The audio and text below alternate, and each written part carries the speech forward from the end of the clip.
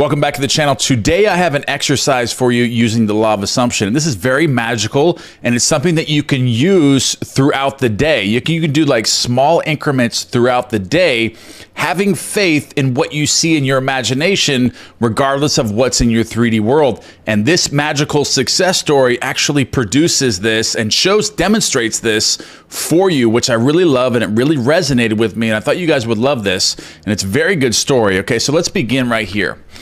Just recently, I had an opportunity to observe the wonderful results of one who had the faith to believe what she did not see. A young woman asked me to meet her sister and 3-year-old nephew. He was a fine, healthy lad with clear blue eyes and an exceptionally fine, unblemished skin. Then she told me her story. All right, so here's her story. At birth, the boy was perfect in every way except for a large, ugly birthmark covering one side of his face. Their doctor advised them that nothing could be done for this type of scar.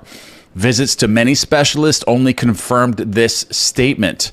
Hearing the verdict, the aunt set herself the task of proving her faith that an assumption, though denied by the evidence of the senses, if persisted in, will harden into a fact. All right, so here is the exercise she did using the law of assumption. So you can do this, you can apply this exact exercise to anything in your life by denying the evidence of your senses and having faith in your imagination.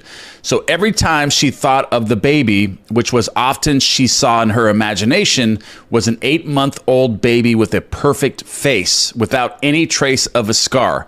Okay, so we automatically picture things in our world. It doesn't matter what it is. Like there's something in your life right now that you're thinking of all the time, and then pictures is coming up in your mind, and you're seeing it as you see it in your 3D world. But if you change that, if you were to change something like this and see a different picture of this person, like she's doing here, and having faith in that and doing that periodically every time, and having that conscious control of when you're actually picturing this person and seeing something different, seeing this person being perfect in your imagination and taking that conscious control and having that awareness to do that, it will change everything.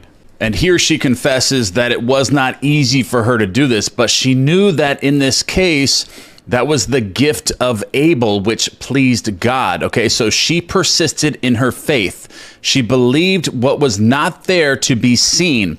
The result was that she visited her sister on the child's 8-month birthday and found him to have a perfect, unblemished skin with no trace of a birthmark ever having been present. So this exercise can kind of be correlated to what a lot of people say is they affirm all day long. Like throughout the day, they're affirming this. They have all these reminders up. They're affirming. But this, you're visualizing very temporarily all day long whenever this picture is coming up in your mind. So whatever you're trying to change in your 3D world, like there's something that you don't like in your 3D world or like about a person, you can change this person with your imagination and having that conscious control instead of seeing them the same way as they appear to you in their 3D world. See something different and catch yourself when your mind automatically pictures this person, and then change them and see them the way that you want to see them. Help somebody doing this. You know, if there's somebody that's unemployed, someone that's depressed, you know, if you have somebody that's depressed and always sad in your life, every time you picture this person, picture them smiling. Picture them smiling or being happy or being abundant, being prosperous. You know, and having that focus and not feeding that to the 3D world or feeding that to your imagination that the person is as you see them in your 3D world. Think the best of everyone in your world and imagine this. So when you're picturing people in your mind throughout your day, automatically see the best in them. And you can change and help people by doing this, by seeing beauty for ashes and joy for mourning, like it states in the Bible, over and over and over, because you're constantly visualizing. And if you're seeing everything as it is, then you're not making any changes. You're just keeping it the same or making it worse. You know, if you see someone that's depressed, there's always someone that's sad in your life, and you're picturing them that way, you know, unconsciously all day long. Change it. Be conscious control. Have that awareness to see yourself seeing this and not seeing that person depressed. Start seeing a big smile on their face every time you think of them. And then see what happens in your 3D world. Disregard the facts of your 3D world and believe in your imagination and change that. See the smile on their face, see beauty for ashes, joy for mourning, like it says in the Bible, and your world will start transforming. And you can start doing this with small increments, just being aware of what you're picturing and your feelings that you're having. Are you having negative feelings towards this person? Are you seeing this person as depressed because you're seeing them in the 3D world depressed? But that doesn't have to be the case. And this story proves that, where she actually changes this young boy that had a birthmark on the side of his face, and she didn't want to see that anymore. She wanted to change that for him. So every time she consciously pictured or unconsciously pictured the boy, she would take conscious control of that and then see a perfectly unblemished skin on this boy. And it went and it superseded all the doctors, all the specialists that they said that there was nothing they could change. They said nothing can be done for this boy, but she just kept doing this over the repetition of visualizing and seeing what she wanted to see and being persistent in this until it became a fact in her 3D world.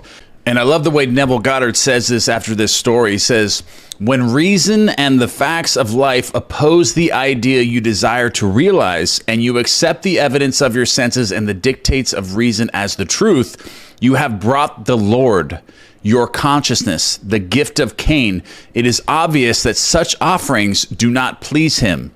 Life on earth is a training ground for image making. If you use only the molds which your senses dictate, there will be no change in your life. You are here to live the more abundant life. So you must use this invisible molds of imagination and make results and accomplishments the crucial test of your power to create. Only as you assume the feeling of a wish fulfilled and continue therein are you offering the gift that pleases.